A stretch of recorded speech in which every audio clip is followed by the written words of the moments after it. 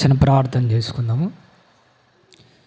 పరిశుద్ధుడైన తండ్రి, ప్రేమ కలిగిన ఆయన, కృప కలిగిన దేవ,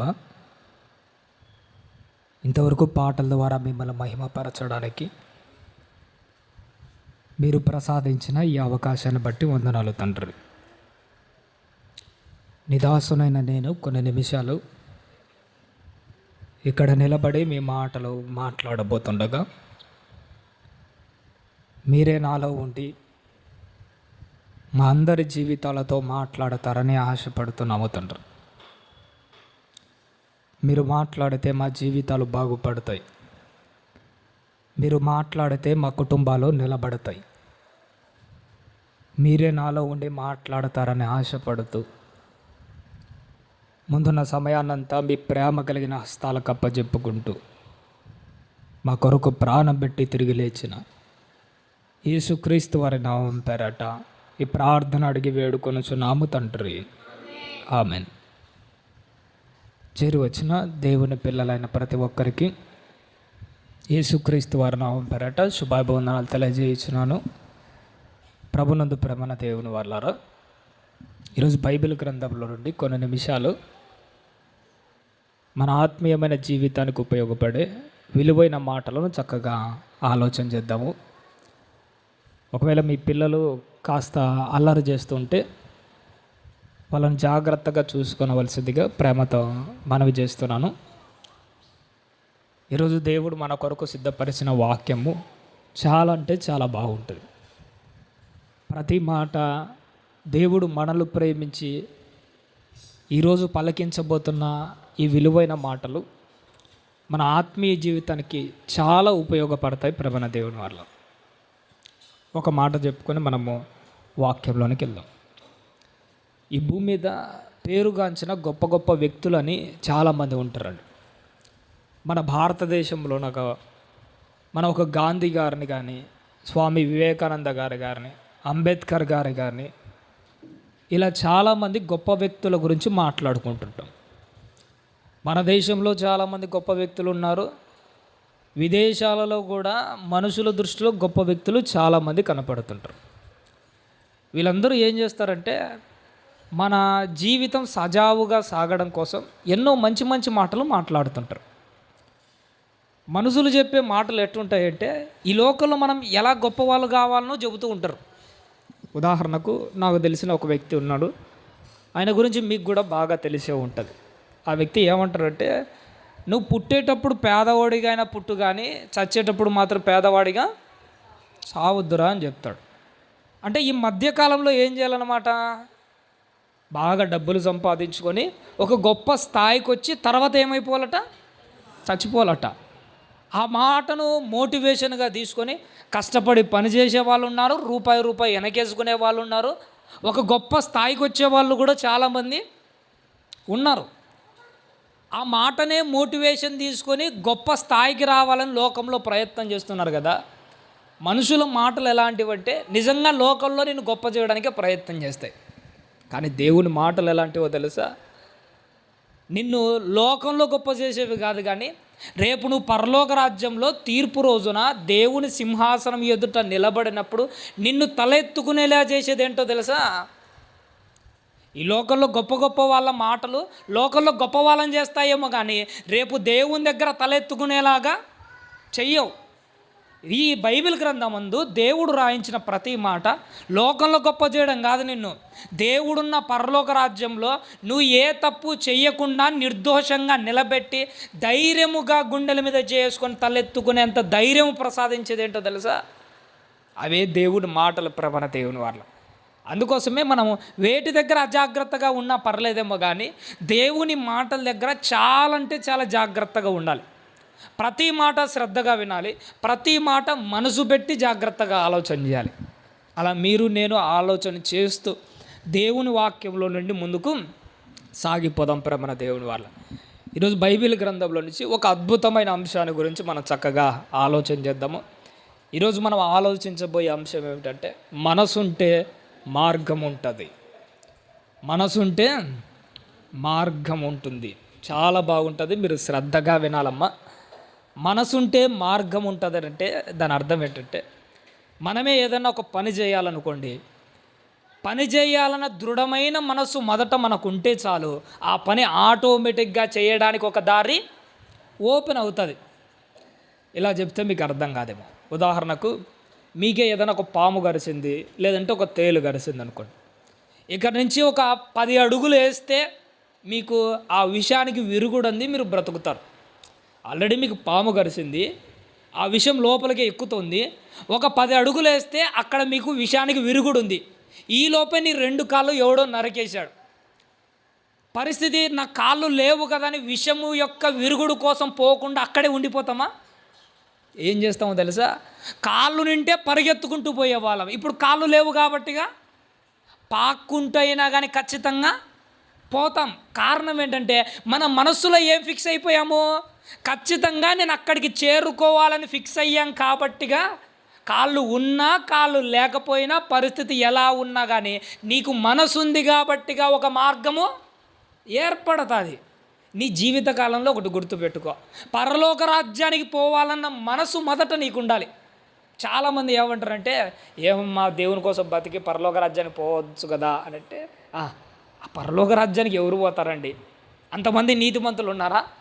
పోనీ అంత భక్తిగా బతికేటోళ్ళు ఈ కాలంలో ఉన్నారా? ఆ కాలంలో భక్తులైతే ఉన్నారు, కానీ ఈ కాలంలో ఎవరు బతుకుతున్నారు చెప్పండి? పోనీ రోజు చర్చికి పోతున్నాడు కదా, ఆ వ్యక్తి ఏమన్నా అలా బతుకుతున్నాడా? పోనీ ఆ వ్యక్తి చర్చికి పోతున్న వాళ్ళ పాస్టర్ పరలోక రాజ్యానికి పోయేట్టుగా బతుకుతున్నారా? మన వాళ్ళు వేసే ప్రశ్నలు ఎట్టుంటాయంటే, వాళ్ళు పరలోక రాజ్యానికి పోతారా, వీళ్ళు పోతారా, వాళ్ళే పోకపోతే నేను ఎక్కడ పోతానని చెప్పేసి మనల్ని మనం వెనక్కి తీసుకుంటూ మన భక్తిని దిగజార్చుకుంటుంటాం. అందుకే దేవుడు ఈరోజు నీ కొరకు సిద్ధపరిచిన విషయం ఏంటంటే, మనసుంటే మార్గం ఉంటుంది. పరలోక రాజ్యానికి పోవాలన్న మనసు మొదట మనకు ఉండాలి. ఆ మనసు నీకుంటే దేవుడు మార్గం ఆటోమేటిక్గా ఓపెన్ చేస్తాడు. అది ఎలా ఓపెన్ చేస్తాడంటే, ఈరోజు ఈ వాక్యం ద్వారా, నీ చేతుల్లో ఉన్న బైబిల్ ద్వారా నీకంటూ నాకంటూ ఒక మార్గాన్ని సరళము చేసి సిద్ధపరుస్తాడు ప్రభన దేవుని వారు. ఈరోజు బైబిల్ గ్రంథంలో నుంచి ఒక సందర్భాన్ని గురించి మాట్లాడతాను. ఆ సందర్భాన్ని ముందర పెట్టుకొని, ఆ సందర్భంలో నుంచి మన జీవితాలను పక్కన పెట్టుకొని చక్కగా ఆలోచన చేస్తూ, మనసుంటే మార్గం ఉంటుందని ప్రభు అన్నాడు కదా, ఆ మార్గము ద్వారా కరెక్ట్గా పరలోక రాజ్యానికి ఎలా చేరుకోవాలో ఒకసారి లూకా గారు రాసిన సువార్తలో ఆ సందర్భం రాయబడింది. బైబిల్ ఉన్న వారందరూ తెరిచి చూడాలి తల్లి. లూకా గారు రాసిన సువార్త 17వ అధ్యాయము. లూకా గారు రాసిన సువార్త 17వ అధ్యాయము 11వ వచనం నుంచి కొన్ని మాటలు రాయబడ్డాయి, జాగ్రత్తగా చూద్దామమ్మా. లూకా గారు రాసిన సువార్త 17వ అధ్యాయము 11వ వచనం. అయ్యా, ఆయన యెరూషలేమునకు ప్రయాణమై పోవచ్చు అంటున్నాడు. చూసాడా? చాలయ్యా. ఇక్కడ యేసుక్రీస్తు వారి గురించి మాట్లాడుతూ ప్రభు ఏం చేస్తున్నాడట? యెరూషలేమునకు ప్రయాణమై పోవుచున్నాడు. మీరు యెరూషలేము అనగానే ఏం గుర్తుకొస్తుంది తెలుసా? మీకు ఏం గుర్తుకొస్తుందేమో కానీ యేసుక్రీస్తు వారు యెరూషలేము ప్రయాణం అనగానే నాకేం గుర్తుకొస్తుంది తెలుసా?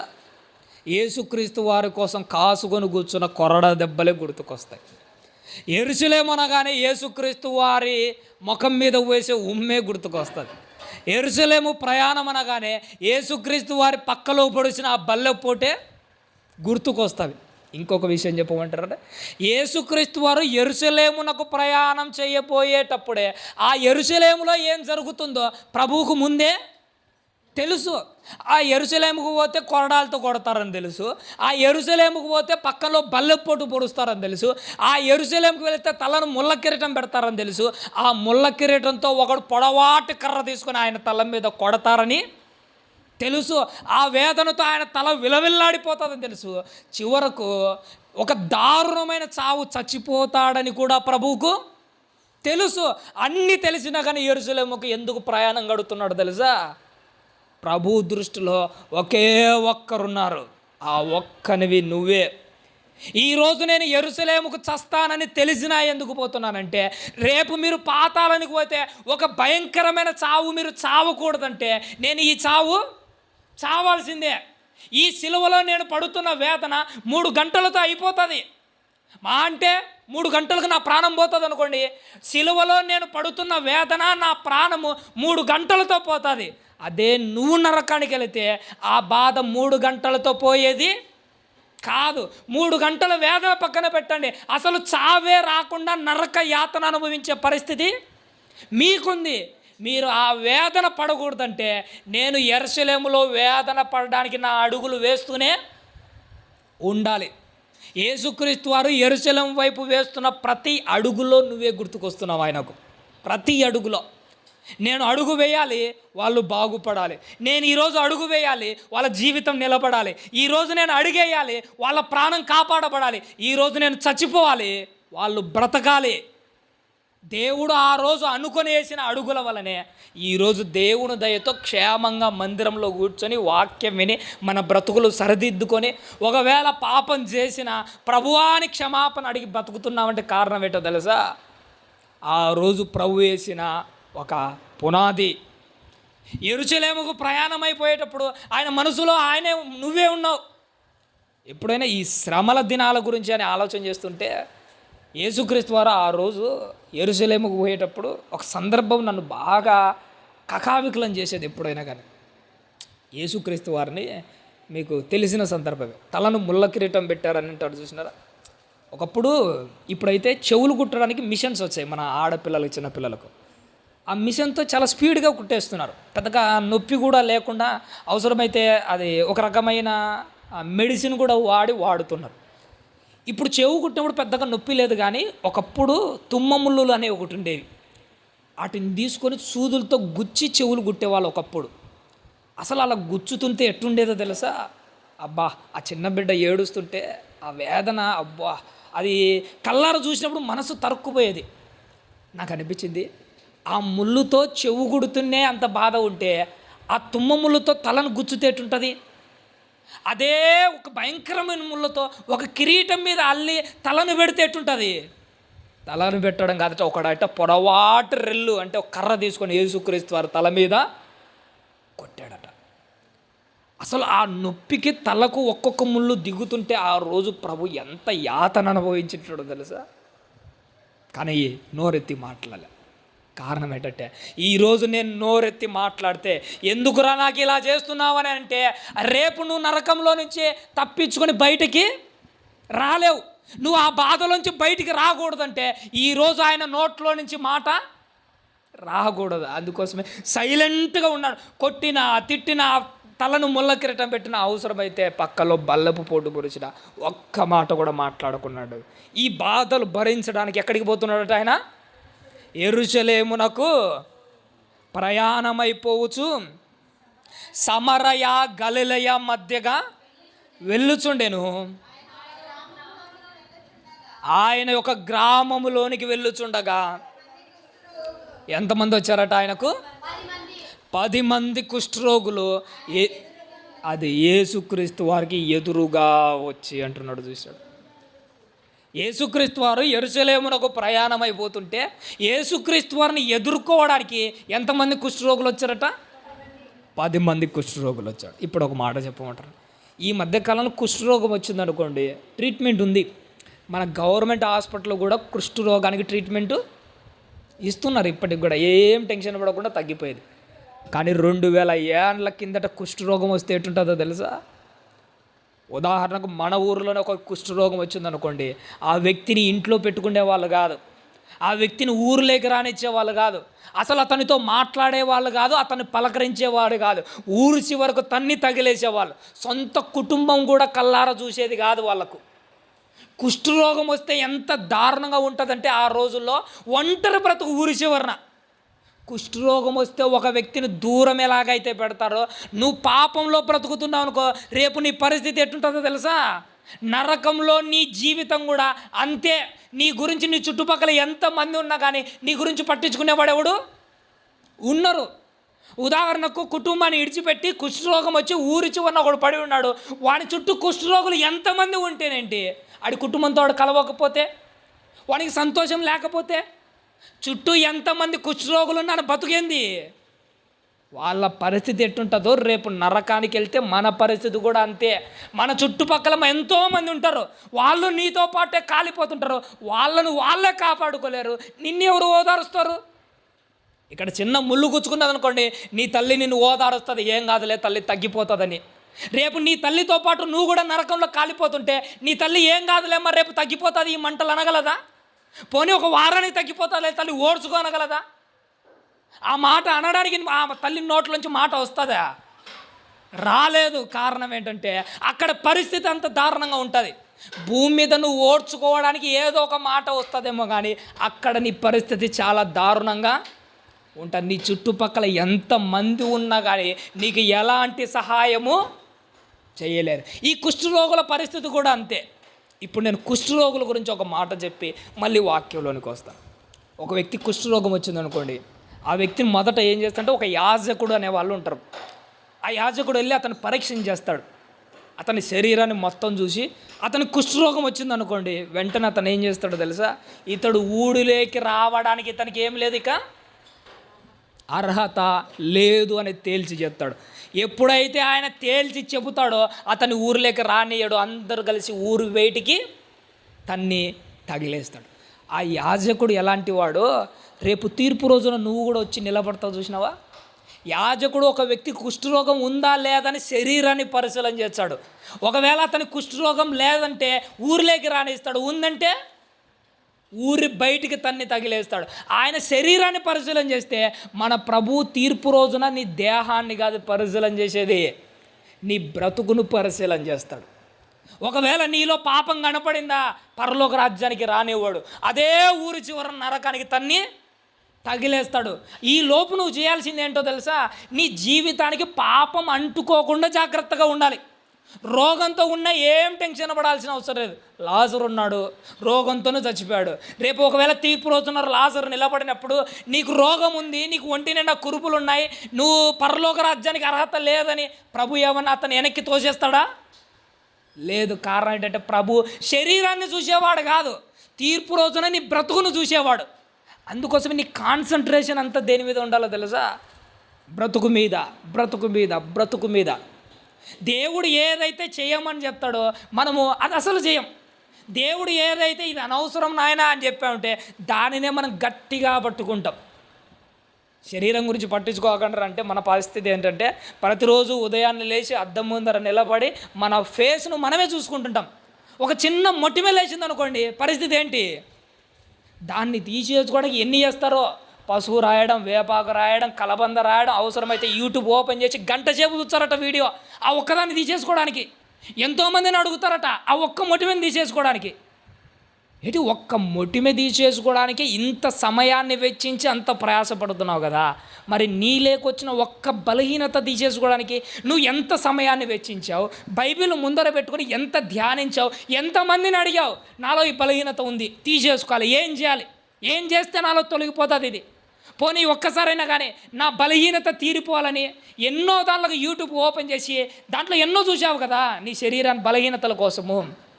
ఒక్కసారైనా అదే యూట్యూబ్ ఓపెన్ చేసి నీ ఆత్మను బాగు చేసుకోవడానికి ఒక్క వాక్యమైన వెతికి వెతికి వెతికి పట్టుకొని జాగ్రత్తగా విన్నావా? పోనీ ఒక గంట సేపైనా కూడా సమయాన్ని వెచ్చించావా దాని కొరకు? పోనీ నీ చుట్టుపక్కల ఎంతోమంది కనపడుతుంటారు. ఈ బలహీనత పోవడానికి ఏం చేయాలి అడిగారా మీరు ఎప్పుడైనా? మన దగ్గర కూడా ఒక సేవకుడు ఉన్నాడు. ఎప్పుడైనా కానీ సేవకుని దగ్గరికి వచ్చి, అయ్యా ఇది నాలో ఉన్న బలహీనత, నా కొరకు ప్రార్థన చేయండి, ఇది తీసేసుకోవాలంటే నేను ఏం చేయాలి? రహస్యమందు వచ్చి ఒక్కసారైనా కానీ మాట్లాడారా ఒక సేవకునితో? ఆల్రెడీ నువ్వు యవ్వనంలో ఉన్నావు కదయ్యా, బలహీనతలు ఏంటో తెలుసు కదా, పడిపోయి లేచింటావు కదా ఒకప్పుడు, అసలు ఏం చేస్తే నిలబడతాం, నువ్వు ఎలా నిలబడ్డావు, నేను పడిపోతున్నాను కదా, నాకు ఒక మార్గం చూపించని ఒక్క సేవకునైనా అడిగామా మనము? లేదు. చూసినారా? అడుగుతేనే మన జీవితం బాగుపడుతుంది. ఆ రోజు కుష్ఠరోగుల పరిస్థితి కూడా అంతే. ఆ 10 మంది పరిస్థితి ఏంటంటే ఒంటరి బతుకు. ఇప్పుడు నేను ఒక మాట చెప్పమంటాను. ఆ కుష్ఠరోగులను ఊరి చివరన బయటపడేసినప్పుడు వాళ్ళకు ఇంటికి రావాలి, వాళ్ళ కుటుంబాన్ని చూడాలనిపించింది కదా. ఎవరి గురించి ఎందుకు, నా గురించి. నేను కమలాపురం ఇక్కడ నుంచి మనకు చాలా దూరం, సుమారుగా ఒక 30 కిలోమీటర్ల అలా ఉంటుంది. కమలాపురంలో డ్యూటీ చేసేటప్పుడు ఉదయం పొద్దున్నే రెడీ అయిపోయి పోవడము, తర్వాత సాయంత్రం ఇంటికి రావడము, ఇదంతా చాలా ప్రయాసంతో కూడుకున్నది. మా కమిషనర్ సార్ ఏమన్నారంటే, ఎన్ని రోజులు ఇలా అప్ అండ్ డౌన్ ప్రయాణం చేస్తుంటావు, ఇక్కడే ఉండి ఒక రూమ్ తీసుకొని ఉండొచ్చు కదా ఇక్కడే డ్యూటీ చేసుకుంటూ. అప్పుడు నేనేమన్నానంటే, సార్ నువ్వు ఎన్నన్నా చెప్పు కానీ సాయంత్రం అవగానే నా ఇంటికి వెళ్ళాలి, మా అమ్మని నేను ఖచ్చితంగా చూడాలి, మా ఇంట్లో ఉండాలి.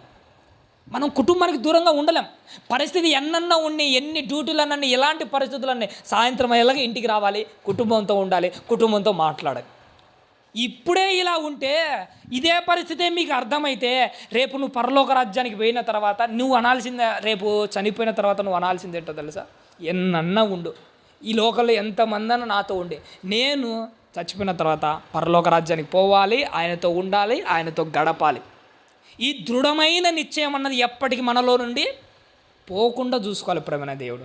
ఈ నిశ్చయమే మొదట నీకు ఒక దారిని ఏర్పాటు చేస్తుంది. కుటుంబాన్ని చూడాలనుకున్నా వాళ్ళు రాలేదు, కుటుంబంతో మాట్లాడాలనుకున్నా కుష్ఠరోగులు రాలేదు. వాళ్ళ పరిస్థితి ఎట్టుంటుందో మన పరిస్థితి అట్టే. ఈ బాధ నుండి బయటపడడానికి వాళ్ళు ఏం చేశాడట? ఇప్పుడు చదవమ్మా 12వ వచనం తల్లి. ఆయన యొక్క గ్రామంలోనికి వెళ్ళుచుండగా 10 మంది కుష్ఠరోగులు ఆయనకు ఎదురుగా వచ్చి దూరమున ఏం చేస్తున్నాడట? 2 విషయాలు కనపడుతున్నాయి. యేసుక్రీస్తు వారు ఊరిలోకి రాకముందే ఈ కుష్ఠరోగులు ఎవరిని ఎదుర్కోవడానికి పోతున్నారు?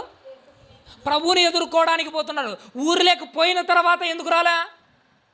ఊరిలోకి ప్రభు పోయాడనుకో ఈ కుష్ఠరోగులను ఊరిలోకి రానివ్వరు కదా. అంటే ప్రభు ఊరిలోకి రాకముందే ముందే ఆయనను ఎదుర్కోవడానికి సిద్ధపడి పోతున్నారు. ప్రభువుని ఎప్పుడు ఎదుర్కోవడానికి పోవాలో తెలుసా? అంతా అయిపోయిన తర్వాత కాదు, ముందే సిద్ధపడాలి. ఇలా చెబితే మీకు అర్థం కాదేమో. యేసుక్రీస్తు వారు మధ్యాకాశంలోకి వచ్చి తన దేవదూతల చేత కడబూర మోగించిన తర్వాత అప్పుడప్పుడు సిద్ధపడతా అంటే ఏటా? అప్పుడప్పుడు నువ్వేం సిద్ధపడలేవు, ఇప్పుడే సిద్ధపడాలి. ఇంకా ప్రభువు రాలేదు, ఇంకా అక్కడికి వచ్చి నిలబడలేదు. నిలబడక ముందే ఇప్పుడే నీ జీవితానికి ఒక రక్షణ వలయానం అన్నది ఏర్పాటు చేసుకుని ప్రభు కొరకు సిద్ధపడాలి. వచ్చిన తర్వాత అక్కడ నిలబడిన తర్వాత బాప్తిసం తీసుకుంటా అంటే ఎలా? అక్కడికి వచ్చి నిలబడిన తర్వాత నా బ్రతుకు మార్చుకుంటే అంటే ఎలా? అక్కడికి వచ్చి నిలబడిన తర్వాత ఇక నేను దేవుని కోసం ఏం చేస్తానంటే ఎలా? వచ్చి నిలబడిన తర్వాత నువ్వేం చేయలేవు. నిలబడక ముందే నీ జీవితాన్ని ఏం చేసుకోవాలి? సిద్ధపరచుకోవాలి. ప్రభువు రాకముందే, నీ జీవితం నాశనం కాకముందే నీ జీవితానికి ఒక రక్షణ వలయం అన్నది ఏర్పాటు చేసుకోవాలి. ఎప్పుడైనా ఇంటికి ఇన్సూరెన్స్ అనేది కొన్ని ఉంటాయి తెలుసా మీకు? హోటళ్ళకు కానీ, పెద్ద పెద్ద బంగ్లాలకు కానీ, బిల్డింగ్ కానీ ఇంటికి ఇన్సూరెన్సులు చేయొచ్చు అంటారు. ఇన్సూరెన్స్ ఎప్పుడు చేయించాలో తెలుసా? ఆ ఇండ్లు మంటల్లో కాలిపోయేటప్పుడు అప్పుడప్పుడు పరిగెత్తుకుంటూ వెళ్ళి మా ఇల్లు కాలిపోతుంది, ఇన్సూరెన్స్ చేయండి అంటే బాగుంటుందా? కాలిపోయేటప్పుడు ఏం చేయలేం.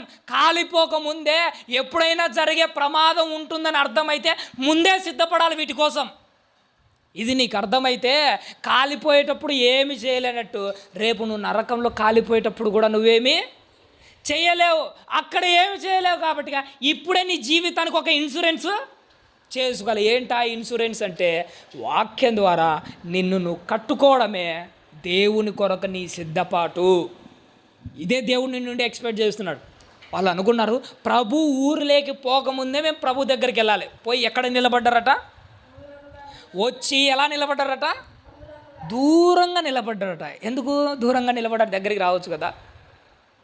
ఇలా ఫీలింగ్ ఏంటంటే ప్రజలందరూ వాళ్ళని అసహించుకున్నారు కదా. ఎందుకంటే కుష్ఠరోగం వచ్చిందనుకో మొట్టమొదటిసారి అలా భార్య వాళ్ళని అసహించుకొని ఉంటుంది. అలా పిల్లల దగ్గరికి రానిచ్చిండడు. కుటుంబం అంతా కలిసి ఊర్లో అందరికీ చెప్పింటారు మా ఆయనకు కుష్ఠరోగం వచ్చింది, మా ఆయనకు కుష్ఠరోగం వచ్చింది. కుటుంబమే అసహించుకుంది, పిల్లలే పట్టించుకోలే, ఊర్లో వాళ్ళందరూ నన్ను కాదనుకున్నాడు. ప్రభు కూడా అలాంటి ఓడేలే అనుకున్నారు. అందుకే ఆ కుష్ఠరోగులు వచ్చారు కానీ ఎలా నిలబడ్డారట? దూరంగా నిలబడ్డాడు. వాళ్ళకు తెలియని విషయం ఏంటంటే కుటుంబం అసహించుకున్నా, బిడ్డలు అసహించుకున్నా, ఊరంతా అసహించుకున్నా ప్రభు అసహించుకునేవాడు కాదు. నీ బ్రతుకు ఎంత దారుణమైనదైనా, నీ జీవితం ఎంత దయనీయమైనదైనా ప్రభువు ఖచ్చితంగా నిన్ను చేరదీసేవాడే కానీ దూరం పెట్టేవాడు కాదు. మొదట నీకు ఉండాల్సింది ఏంటో తెలుసా? మొదట ప్రభు దూరం పెట్టేవాడు అని నీ మనసులో నుంచి దాన్ని తొలగించుకో. ఫస్ట్ దేవుని ప్రేమ ఏంటో అర్థం చేసుకో. దేవుడు ఎంత నిన్ను చేరదీయగలడో, ఎంత హత్తుకోగలడో ఇది అర్థం చేసుకో ఫస్ట్. అందరిలాంటోడు కాదు ప్రభు, అందరు మాత్రం దూరం పెట్టేటోడు కాదు. ఎవరినైనా కానీ చేరదీసి గుండెలకు హత్తుకునేవాడే మన ప్రభు. అందుకోసమే లోకంలో దేవతలు దేవుళ్ళు అనబడిన వాళ్ళు ఎంతమంది ఉన్నా కానీ ప్రభువే ఇంతమందిని ఎందుకు ఆకర్షించాడో తెలుసా? నేను ఒకప్పుడు ఉంటున్న మతము మనల్ని ఏం చేసిందంటే దూరం పెట్టింది. వీళ్ళు అంటరాని వాళ్ళని ఆ దేవుళ్ళ గ్రంథాలలో కూడా అదే రాయబడింది. కానీ నా ప్రభువు ఎలాంటోడో తెలుసా? లోకమంతా దూరం పెట్టినా, నా దేశం యొక్క కల్చర్ నన్ను దూరంగా పెట్టినా, నా దేశం యొక్క మతం నన్ను దూరంగా పెట్టినా, నా ప్రభు నన్ను దూరం పెట్టినవాడు కాదు. అందరిలాంటి వాడు కాదు. కాబట్టిగానే నా ప్రభువును నేను ఎన్నుకున్నాను. ఈరోజు నీ ప్రభు యొక్క గొప్పతనం ఏంటో నీకు వాక్యంలోంచి ఖచ్చితంగా అర్థమవుతుంది.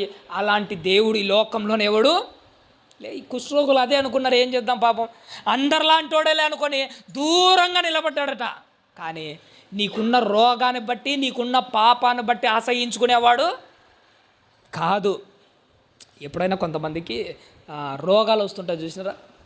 కొంతమందికి చాలా దయనీయం, అంటే అతనికి కొంతమంది క్యాన్సర్ కానీ చాలా దారుణమైన అవయవాలు పాడైపోయి పైల్స్ వచ్చి చాలా దారుణమైన రోగాలు కొంతమంది ఉంటాయి. ఆ స్మెల్కు ఒక్కోసారి కుటుంబము, భార్య, పిల్లలు అసహించుకుంటుంటారు. మీకు తెలుసో లేదో కానీ హాస్పిటల్లో నర్సులు చూసినప్పుడు నాకు ఎంత ఆనందం కలుగుతుందంటే, ఇంత గొప్ప మనసు వీళ్ళకి ఎలా వచ్చిందో అనుకుంటారు. ఏదైనా పైల్స్ కానీ, ఏదైనా క్యాన్సర్లు కానీ, చండాలమైన రోగాలు వచ్చే కుటుంబమే అసహించుకుంటుంది. కుటుంబం అసహించుకున్నా కానీ హాస్పిటల్ పనిచేసే ఆ నర్సులు ఒక తల్లిలాగా ప్రేమించి ఏం చేస్తారు తెలుసా?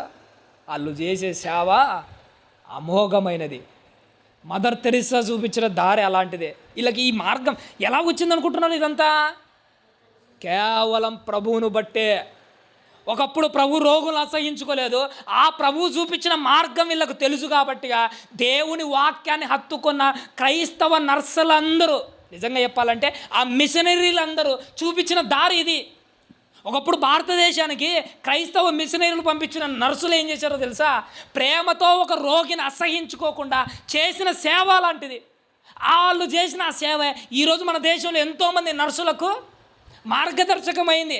రోగం వచ్చినా, చండాలంగా ఉన్న, కుటుంబం అసహించుకున్నా కానీ వాళ్ళు చేసే సేవ అంతో ఇంత కాదు. వాళ్ళు ఎలాగైతే అసహించుకోకుండా ఉన్నాడో ప్రభువు కూడా నీకున్న రోగాన్ని బట్టి అసహించుకునేవాడు కాదు, నీకున్న పాపాన్ని బట్టి అసహించుకునేవాడు కాదు. నీ పట్ల జాలి చూపించేవాడు, నీ పట్ల దయ చూపించేవాళ్ళు, నిన్ను గుండెలకు హత్తుకొని నీ బాధంతా తీర్చేవాడు. మొదట నీ మనసులో ఏం గుర్తుపెట్టుకోవాలో తెలుసా? అందరిలాంటి వాడు కాదు నా ప్రభువు. అందరిలాంటి వాడు కాదు. ఇది మాత్రం గుర్తుపెట్టుకో ఎప్పటికైనా. అందరిలాంటి వాళ్ళే అనుకొని వీళ్ళు ఏం చేశారట? యేసుక్రీస్తు వారికి దూరముగా నిలబడ్డాడు. అసహించుకుంటాను అనుకున్నా. ఒకసారి గుర్తుపెట్టుకోండి. మనం మీరైతే లక్షణంగా చర్చకు వచ్చారు కానీ కొంతమంది యవనస్తుల గురించి ఆలోచన చేస్తుంటే వాళ్ళకంటూ కొన్ని బలహీనతలు ఉంటాయి. ఆ బలహీనతల్లో బతుకుతున్న వాళ్ళకి ఏమనిపిస్తుంటుందంటే, నేను ఇన్ని తప్పులు చేస్తున్నాను కదా, ఆదివారం మందిరానికి పోవడానికి నాకేం లేదు, అర్హత లేదు, అసలు మందిరంలో మోకాలు వేయడానికి నాకు యోగ్యత లేదు, అసలు నాకు చర్చికి పోవడానికి నాకు అర్హత లేదు అని చాలామంది మందిరానికి దూరంగా బతుకుతూ ఉంటారు. కానీ ప్రభు ఎలాంటి వాడో తెలుసా? నాయనా, నీకున్న బలహీనతను బట్టి, నీకున్న పాపాన్ని బట్టి నువ్వు అనుకోవచ్చు నాకు దూరంగా ఉండాలని. కానీ ప్రభు ఎలాంటి వాడో తెలుసా? నువ్వు దూరంగా ఉండాలనుకున్నా కానీ నిన్ను వెతుక్కుంటూ వచ్చేవాడే నీ ప్రభు అయిన యేసుక్రీస్తు. అందరూ వేరు, ప్రభు వేరు. పాపాన్ని బట్టి అసహించుకునేవాడు కాదు. ఒక మంచి ఉదాహరణ మీతో ఆల్రెడీ నేను చెప్పానో లేదో నాకు తెలియదు కానీ కొంతమంది చిన్న చిన్న పిల్లలు ఉంటారు చూసినారా? చిన్న పిల్లలు అంత ఉంటారు. మన బ్రహ్మయ్యన కూతురు ఉంటారు చూసినారా? చిన్న పాప. మనకు పిల్లలు అంటే ఏంటంటే చాలా ముద్దుగా ఉంటారు ఆ చిన్న వయసులో. అలా చిన్న చిన్న గజ్జలు వేసుకొని, మువ్వలు వేసుకొని ఆ రోడ్డు మీద నడుస్తుంటే ఒకసారి అనిపిస్తుంటుంది, చిన్నపిల్లలు ఎంత ముద్దుగా ఉంటారని. ఆ పిల్లలు బాగా ఉన్నప్పుడు ఏం చేస్తారంటే వీధిలో అందరూ ఒక్కోసారి ఏం చేస్తారు, ఎత్తుకుంటారు, ముద్దు పెట్టుకుంటారు, బాగా చూసుకుంటారు. ఒకానొక సందర్భంలో ఒక చిన్న పాప రోడ్డు మీద నడుచుకుంటూ వెళ్ళిపోతుంటే బాగున్నప్పుడు ఒకప్పుడు ఆ వీధిలో వాళ్ళందరూ ఎత్తుకున్నారు, ముద్దు పెట్టుకున్నారు. కానీ ఆ పాప నడుచుకుంటూ ఉంటూ ఉదాహరణకు ఏంటంటే ఒకసారి బురద గుంతలో పడిపోయింది. బురద గుంతలో పడిపోయింటే ఒకప్పుడు ఎత్తుకున్న వాళ్ళే, ఆ వీధిలో వాళ్ళు ఒకప్పుడు ముద్దు చేసిన వాళ్ళే, ఒకప్పుడు బాగా గుండెలకు హత్తుకున్న వాళ్ళే. ఎప్పుడైతే ఈ చిన్న బిడ్డ బురద గుంతలో పడిపోయిందో అందరూ చూస్తున్నారు కానీ ఎలాంటి రియాక్షన్ వాళ్ళలో రాలేదట. అప్పుడు దూరం నుండి వాళ్ళ అమ్మ ఇంట్లో నుంచి చూసి తన బిడ్డ బురద గుంతలా పడిపోయిందని పరిగెత్తుకుంటూ వచ్చి అయ్యో అని చేరదీసి ఇంటికి తీసుకొని వెళ్ళి స్నానం చేసి కొత్త బట్టలేసి అందరూ చూస్తుండగా ఒక్కసారి ఎత్తుకొని ముద్దు పెట్టుకుందట. రే ఇది బురదలో పడిపోయింది కాబట్టిగా ఇది నా కూతురు కాదు అని అంటదా? ఒక తల్లి మనసు ఎలాంటిదో తెలుసా? బురద కడిగేసుకుంటే పోతుంది, కానీ ఇక్కడ ఉన్నది ఏంటి? నా రక్తము పంచుకొని పుట్టిన నా బిడ్డ. యేసుక్రీస్తు వారు కూడా ఎలాంటి వాడంటే, నీకు బురద లాంటి పాపం అంటుకుందని నిన్ను దూరం పెట్టేవాడు కాదు. దేవుడు నీ కోసం ఏం చేసాడో తెలుసా? నీ తల్లి రక్తం పంచుకొని పెడితే నువ్వు యేసుక్రీస్తు రక్తం పెట్టి కొన్నాడు మనల్ని అందరినీ. పాపం దేవుంది కడిగేసుకుంటే పోతుంది, బలహీనత దేవుంది తీసేస్తే పోతుంది. ప్రభువుకు అన్నీ తెలుసు, అన్నీ తెలుసు. అందుకే దేవుడు ఏమంటాడంటే, దినమెల్లా నీ వైపు చేతులు దాచి నువ్వు రావాలని ఎదురు చూస్తాడే కానీ నిన్ను దూరం పెట్టేవాడు. ఈ 10 మంది అనుకున్నాడు ప్రభుకి ఎలా ఉన్నారట? దూరంగా నిలబడ్డాడు. నిలబడి ఏమంటున్నారట చూడయ్యా, 13వ వచనము, ప్రభువా మమ్మును కరుణించుమని. ఆ 10 మంది ఏం చేస్తున్నంట? ప్రభువా మమ్మల్ని కనికరించుమని కేకలు వేసిరు. మీకు అక్కడ ఏం కనపడుతుందంటే ఒక లైనే కనపడుతుంది, ప్రభువా మమ్మల్ని కనికరించని. కానీ అందులో నాకేం కనపడిందో తెలుసా? కుష్ఠరోగుల మాటలో ప్రభువా నన్ను కనికరించన్న ఒక్క మాటలో వాళ్ళ హృదయంలో ఉన్న వేదనంతా కనపడింది. అయ్యా నువ్వు ఈరోజు కనికరించకపోతే ఇన్ని రోజులు ఊరు చివరన ఎలా ఉన్నానో తెలుసా? నా కుటుంబాన్ని చూడాలని నాకు అనిపించినా కానీ కూరలేక వాళ్ళు రానివ్వట్లేదయ్యా. నా భార్యను చూడాలనిపిస్తుంది, నా పిల్లలను చూడాలనిపిస్తుంది, నా కుటుంబంతో ఉండాలనిపిస్తుంది. పట్టడి అన్నం తిని ఎన్ని రోజులయ్యిందో ఊరి చివరన ఒంటరి బతుకుతున్నానయ్యా. నేను నా కుటుంబంతో ఉండాలంటే ఈరోజు నువ్వు ఏం చేయాలి? నన్ను కరుణించు, ప్రభువా నన్ను కనికరించన్న ఒక్క మాటలో వాళ్ళ గుండెల్లో ఉన్న వేదనంతా ప్రభు కాళ్ళ దగ్గర కక్కుతున్నారు. ఎప్పుడైనా ఒక మాట గుర్తుపెట్టుకోండి, దేవునితో పెదాలతో మాట్లాడడం కాదు, నీ హృదయంలో ఉన్న వేదనంతా మనసారా ఆయన కాళ్ళ దగ్గర కక్కినప్పుడే నీ జీవితం బాగుపడుతుంది. నోటి మాటలతో మాట్లాడే స్థాయిలో నిలబడ్డాము కానీ హృదయంతో మాట్లాడే స్థాయికి రాలే. ఎప్పుడైనా గుర్తుపెట్టుకోండి, ఎడతెగక ప్రార్థన చేయండి అన్న మాట గుర్తుపెట్టుకొని మన వాళ్ళు ఏం చేస్తారంటే గంటలు పెదాలతో ప్రార్థనలు చేస్తున్నాడు. గంటలు పెదాలతో చేసే ప్రార్థన ఏం విలువ ఉంటుంది చెప్పండి? సుంకరి మాత్రం మోకాలేసి గుండెల్లో ఉన్న వేదనంతా ఒక్క మాటలో కక్కలేమా? ప్రభువా పాపినైనా నన్ను కరుణించని. ప్రార్థన అంటే పెదాలతో చేసేది కాదు, హృదయంలో ఉన్న వేదనతో మాట్లాడాల్సింది. ఆ స్థాయికి నువ్వు చేరుకున్నప్పుడే ఖచ్చితంగా నీ జీవితం బాగుపడుతుంది, నా జీవితము బాగుపడతావు. వాళ్ళు చూశాడు, ప్రభు దగ్గరికి వచ్చాడు, ఒక్క మాట, ప్రభువా మమ్మల్ని కనికరించుమని కేకలు వేసిరి.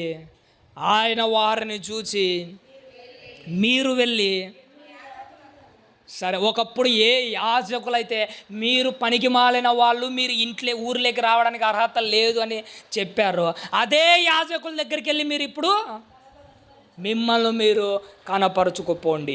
ఇప్పుడు నేను ఒక మాట చెప్పండి అని చెప్పగానే వీళ్ళు ఏం చేస్తారంటే అక్కడి నుంచి బయలుదేరి వెళ్ళిపోతారు. నిజంగా ప్రభు ఆ మాట అనగానే నిజంగా వాళ్ళు అనాల్సిన మాట ఏంటో తెలుసా? ప్రభువా ఒకవేళ నువ్వు రోగాన్ని బాగు చేసావు అనుకో, ఆ తర్వాత వెళ్ళి మమ్మల్ని వెళ్ళి చూపించుకో, చూడు ఒకప్పుడు మాకు కుష్ఠరోగం ఉన్నది ఇప్పుడు లేదు అంటే ప్రభు ముందే స్వస్థత చేసింటే అక్కడికి పోయి చూపించుకున్నా బాగుంది. ఇప్పుడు పరిస్థితి ఎట్టుందో తెలుసా? ముందే స్వస్థత చేయలే. ప్రభు ఏమంటున్నాడు? మీరు వెళ్ళి చూపించుకోండి. ఫస్ట్ మాట చెప్పాడు.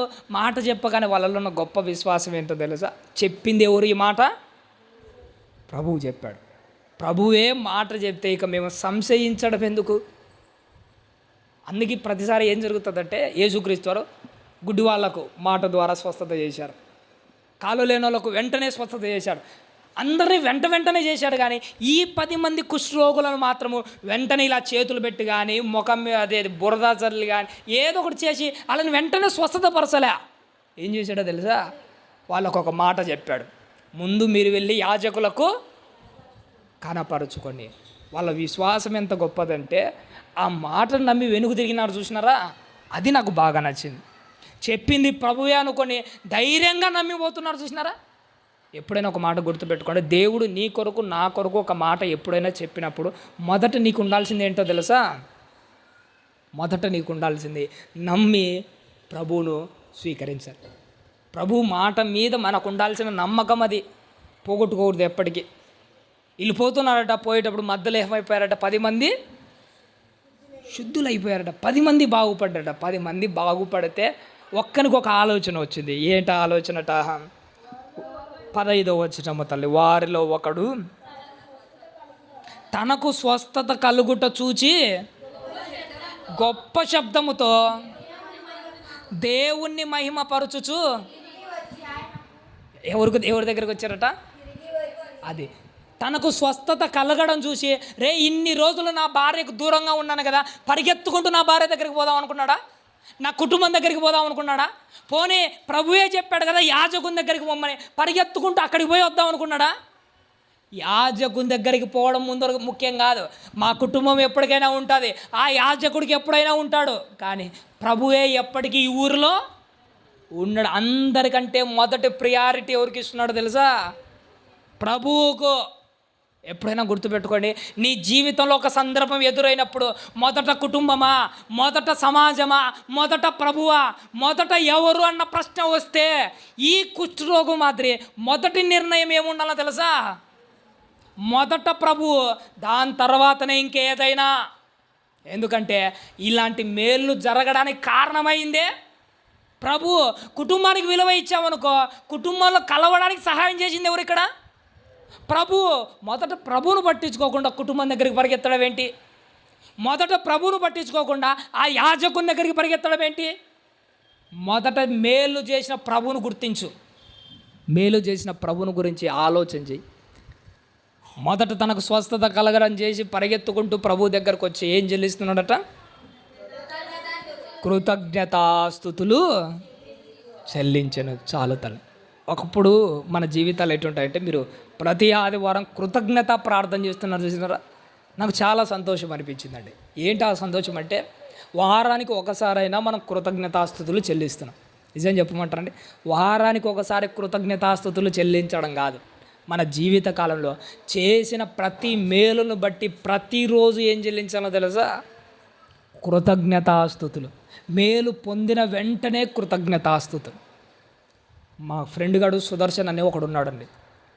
ఈ మధ్యన వాడికి పెళ్ళి అయిపోయింది. ఒక 3 నెలలు భార్యాభర్తలు బాగున్నారు. ఇద్దరు సాఫ్ట్వేర్ ఉద్యోగులు, బెంగళూరులో బాగా సెటిల్ అయినా. ఇద్దరు కలిపి సుమారుగా 1,00,000 నుండి 1,50,000 జీతం వస్తుంది. బాగున్నారు, ఫ్యామిలీ మొత్తం బాగుంది. డ్యూటీకి రెడీ అవుతానే వాడు వాష్రూమ్లోకి వెళ్ళి స్నానం చేద్దాం లోపలికి వెళ్ళాడు. పోయిన తర్వాత వాష్రూమ్లో కాలు జారాడు. ఆ గోడకు చిన్న ట్యాప్ లాంటిది ఉంటుంది చూసినారా, స్టీల్ ట్యాప్, వెనక్కి ఇలా పడిపోయాడు. పడిపోగానే ఆ తలకు ఆ స్టీల్ ట్యాప్ కొట్టుకోగానే వాడు లోపల డోర్ వేసుకున్నాడు కదా, అక్కడ లోపల నుంచి సౌండ్ రాలే, విలువిల్లాడిపోయాడు, అట్నే బాధపడ్డాడు, అంతా అయిపోయింది. అలా భార్య బయట ఉంది. ఏటి మా ఆయన ఇంత సేపు అయ్యాడు ఇంకా రాలేదు, తలుపు తడుతుంది. లోపల నుంచి ఉలుకులేదు పలుకులేదు. తలుపు తట్టి ఇంక అర్థం కాక పక్కలో పిలిచి డోర్ పాలుగొట్టుకుని లోపలికి వెళ్తే అప్పటికే ఆడి తలలో బ్లడ్ క్లాట్ అయిపోయి ఏం చేశాడంటే ఆడు కోమాలెక్కిపోయాడు. ఆ సందర్భం విన్నప్పుడు నాకు ఏమనిపించిందో తెలుసా? చిన్నది కాలు జారాడు, వెనక్కి పడ్డాడు, ఆ ట్యాప్ కొట్టుకుంది, ఆ స్టీల్ ట్యాప్, తలలో రక్తం గడ్డగట్టింది. 2 రోజులు కోమాలో ఉన్నాడు, చచ్చిపోయాడు. చిన్న వాటికే ఏదేదో జరిగిపోయి చచ్చిపోతున్న రోజులు ఇవి.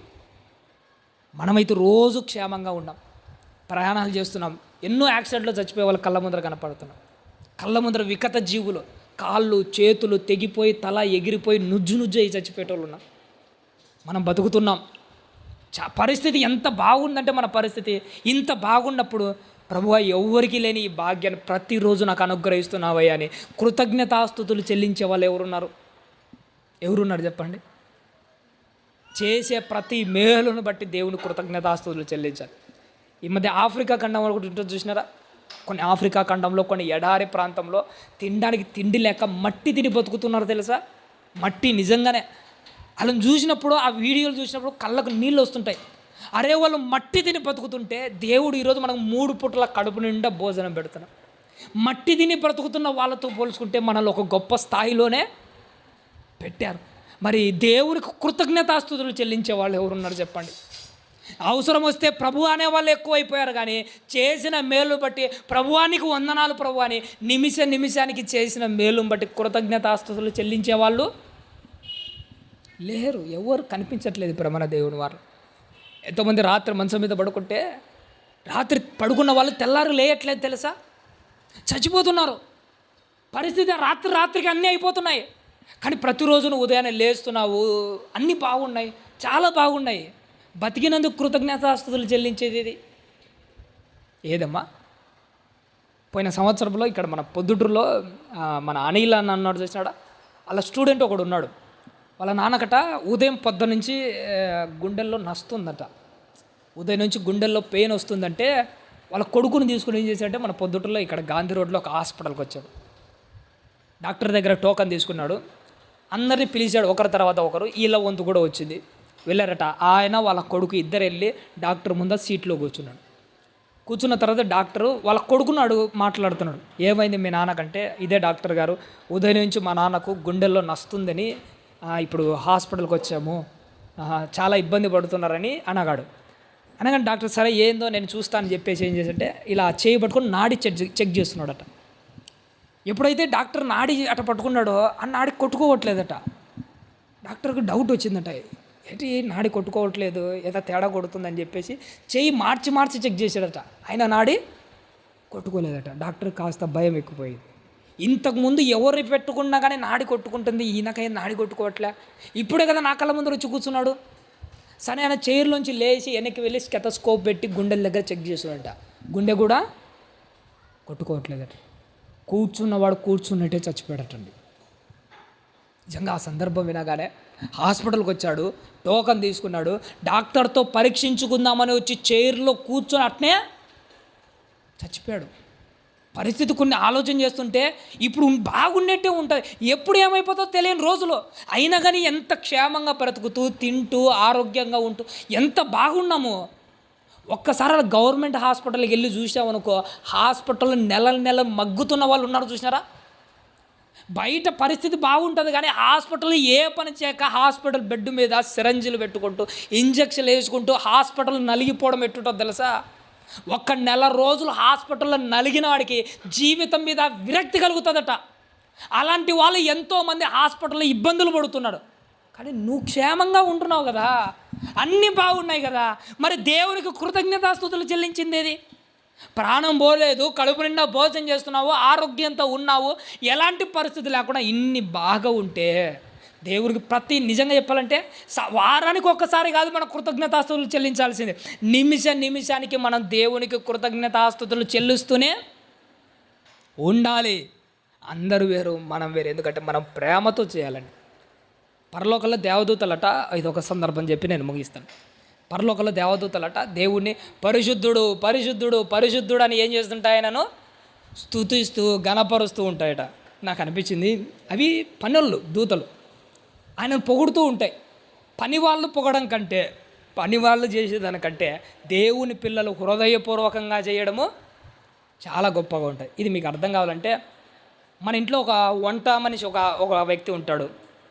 మన ఇంట్లో ఉన్న వంట మనిషి భోజనం వండడం వేరు, వంట వండడం వేరు. అదే ఒక భార్య తన భర్త మీద ప్రేమతో వంట వండడము వేరు. ఆ వంట మనిషి అనుకోండి, ఏదైనా వంకాయలు పురుగు వచ్చిందనుకో, తినేది నేనా, వాడు కదా తినడని చెప్పేసి కోసి అలానే పడేస్తాడు. కానీ భార్య అలా చేయదు. కారణం ఏంటంటే వాడు డబ్బుల కోసం చేస్తాడు, ఈమె ఇష్టముతో ప్రేమతో చేస్తుంది.